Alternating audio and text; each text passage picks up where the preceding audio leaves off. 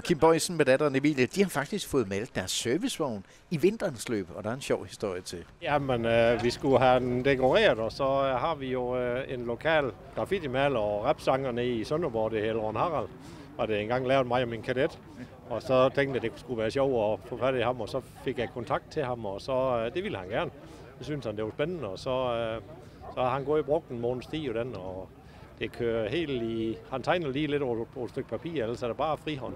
Og så 200 spraydåser eller sådan noget, tror han har brugt. men det var det. Han er jo nede ved os, og han er jo lidt et ikon, ikke? Så det var sjovt at få lavet noget sammen med ham. Og så har jeg jo nogle væg hjemme i værkstedet, dem skulle han også lige have malet, ikke? Så han er jo stort set været nede ved mig i en måned. Han er dyr i spraydåser. Og cola.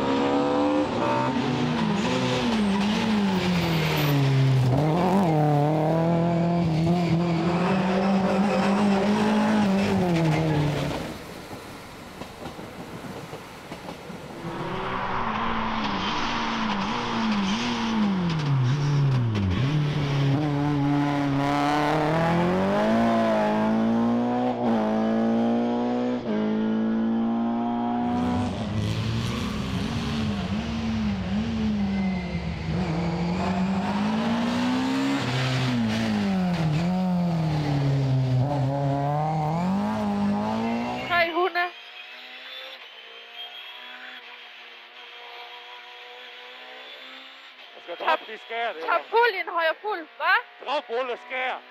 Okay. 300. Højre chikane. 300.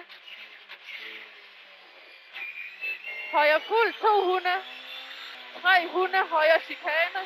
Nej, højre ikke 100. Hvad så? Venstre 5 400.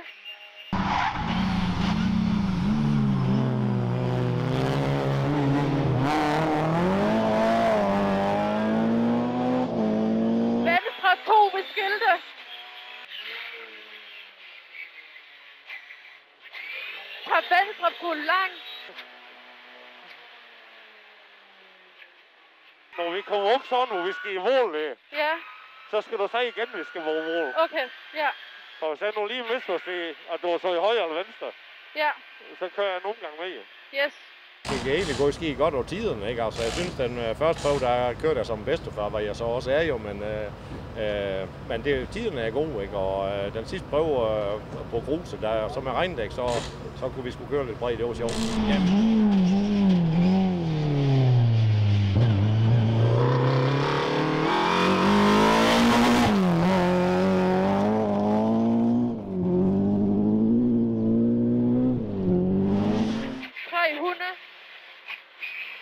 Venstre 2 ved start. Det var fedt, det. Venstre fuld 300. Kap fuld 300. Chikane ud imod mål. Ja. Super. Det er fandme, det gik godt over grus med de dæk her, der. Hold da kæft, man, det er fedt. Ja, vi sagde en trækning af, at du sagde, at vi ville ikke kunne køre hurtigt. Jeg synes fandme, det går hurtigt der. Ja. Det var fucking sjovt. Det var godt. Det er gået fint. Vi er gamblet lidt med dæk de sidste to her. Det var ikke det helt rigtige. Vi satte regnværsdæk på baghjulen og sliks på forhjulen, og derude på den første rundbane, der kogte de fuldstændig af. Men ja, sådan var det var et forsøg. Jeg kan godt lide det. Det går meget lige ud, så jeg kan følge med i noterne. Ej, vi har skrevet lidt ekstra i noterne en gang imellem, så er det sådan, her er det skilt. Så der er lidt mere at sige for mig, og lidt mere orientering og sådan noget. Men i dag, det kan jeg følge med, for det går meget lige ud. Men det er dejligt for mig.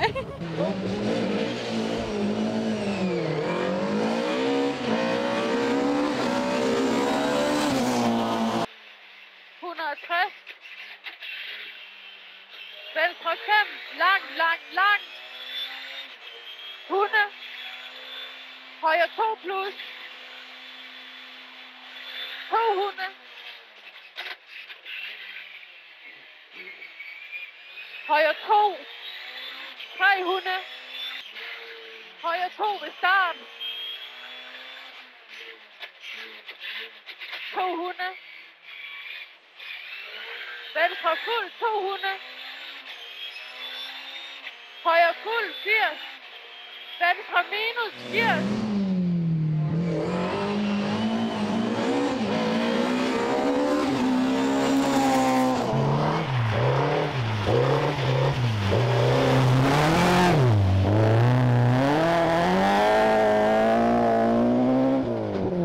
Venstre 4 lang 200. 200. Top minus i en højre 4. 100. Top minus i en højre fuld. 100. Ja. 100 top fuld 200. Top venstre fuld 100. Venstre 5. Ved skilt i en top minus i en venstre 2. Det er for sent, det var så. Undskyld. 300. Højre 4 over bro. Fuck, den var hurtig. Ja. Fuck, den var hurtig. I det falde, det skal du sammen have øjenummer, så vi dør af det der. Hvad siger du? I det falde, dem skal du altså have øjenummer. Ja.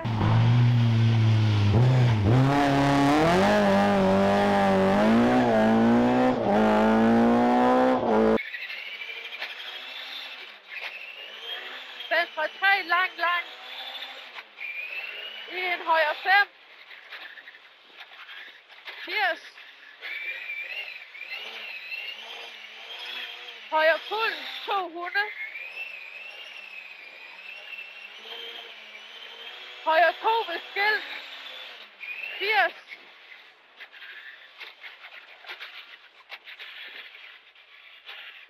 På asfalt. Højre fuld i en top fuld. 300 helt ud i en venstre fuld. Top fuld 400. Top venstre 5 lang for skov. Højre fuld. Så kommer vi sgu i mål, Monster. Ja. Fedt.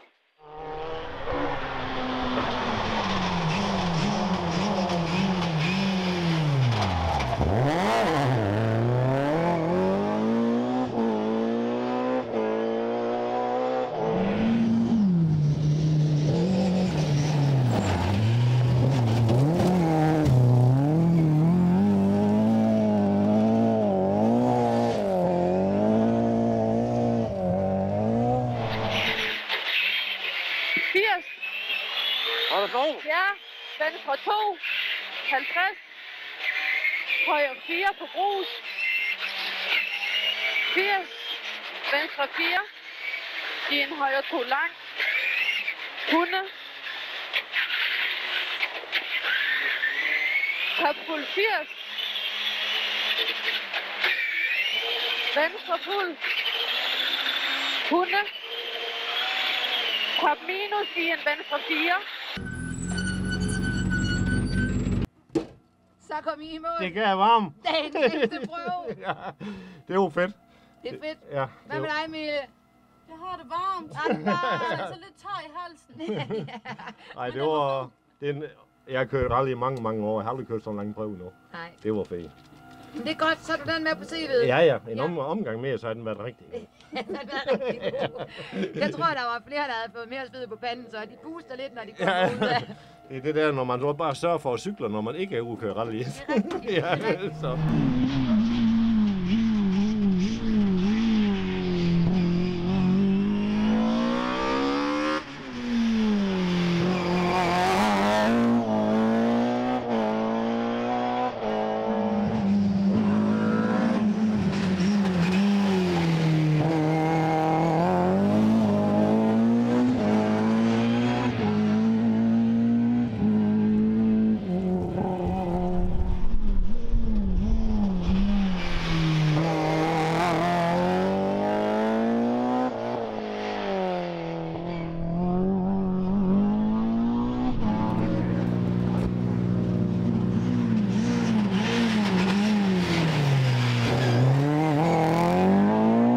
Velkommen i mål, og velkommen op af det blå. Tak skal du have, Mie. Det var en varm dag, så vi skulle lige køles lidt af. Ja, for du forsvandt ret hurtigt op fra den der line-up deroppe, og så kommer man herned, og så ser man bare sådan et badedyr og tænker, ja da, der er han. Jeg har lige været om Mallorca, jeg kan sige, det er ikke samme temperatur. Ej, men sådan er det at være fedt. Du har både været ude at cykle, og nu er du ude at svømme, og du har også kørt løb. Det er en helt triathlon, du har gennemført. Ja, det var rigtigt.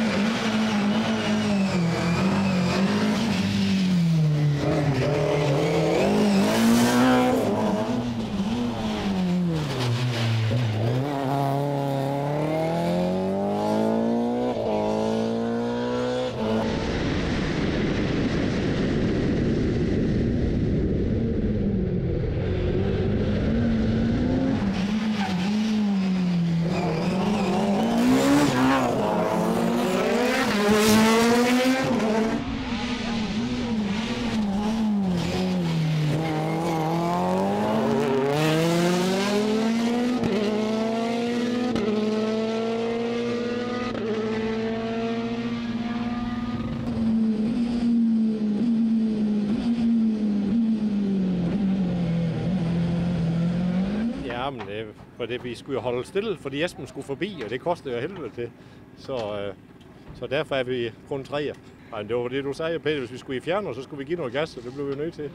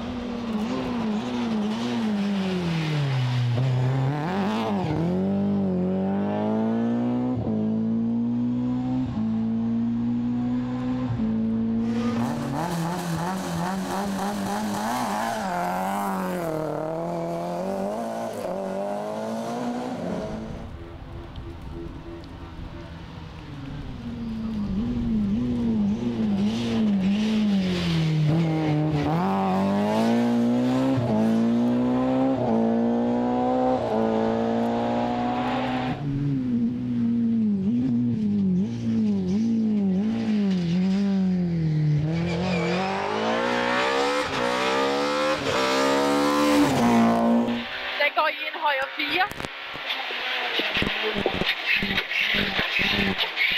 300. Top fuld 150.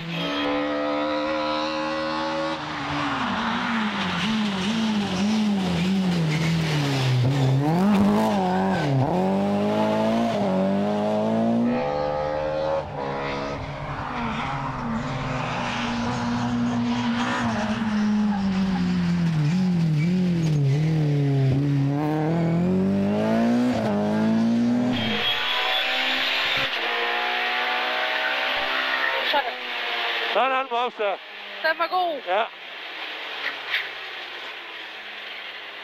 Får vi lavet en skopie over den? Ja tak, ja tak. Det gik helt efter planen. Vi havde jo en anden plads at forsvare i det generelle mesterskab, og den ville vi gerne have sat godt på plads her inden sidste afdeling, så vi har kørt alt, hvad røv og nøgle kunne holde til i dag, og uden reservehjul og det hele for at få det sidste med. Så vi gav alt, hvad vi kunne, og vi fik også det ud af det, vi gerne ville have, så helt perfekt. Der er ikke nogen, jeg er mere tryg med at køre end min far. Jeg skulle ikke køre det her med nogen andre. Det er en ting, der er helt sikkert. Her ved jeg kommer hjem i helt tilstand. Ja, vi får også bøvl med mor ellers.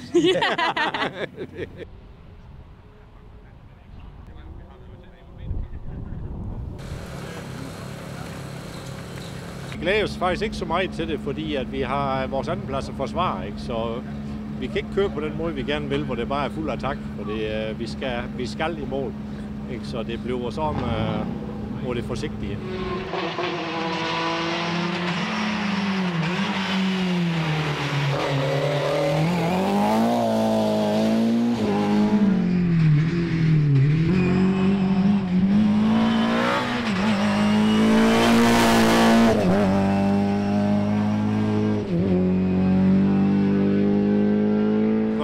Der bremser for sent til chikane og går i stå ude i marken, og så får vi 30 sekunder straf for det. Men altså, det går jo okay. Vi kæmper os i mål, og det er det eneste, det drejer sig om. Så det er det, vi prøver på at holde knuden i spor. Og Emilie, i morgen der ligger 12 prøver, vi skal køre igennem i sollys. Hvordan skal I takle det? Det er fedt. Ja. Der er lige lidt grus jo, og det er jo ikke lige BMW'ens spidskompetence, men det er stadig fedt. Og når først der er tørvejr, og der er sol, og der er lys, så skal det nok gå.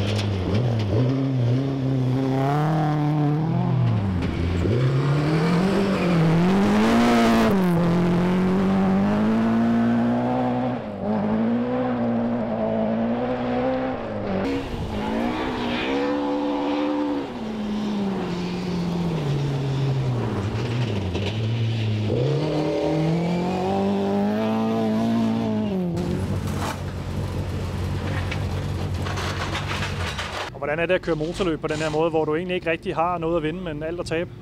Helvede til. Det er ikke sådan, jeg giver at køre. Jeg vil helst køre fuld attack hele tiden. Det er jo derfor, vi kører motorløb. Ikke? Men med den måde pointen med dobbeltpoint den her gang, vi ligger alle og kører taktisk, alle dem, der har noget at tabe. Ikke?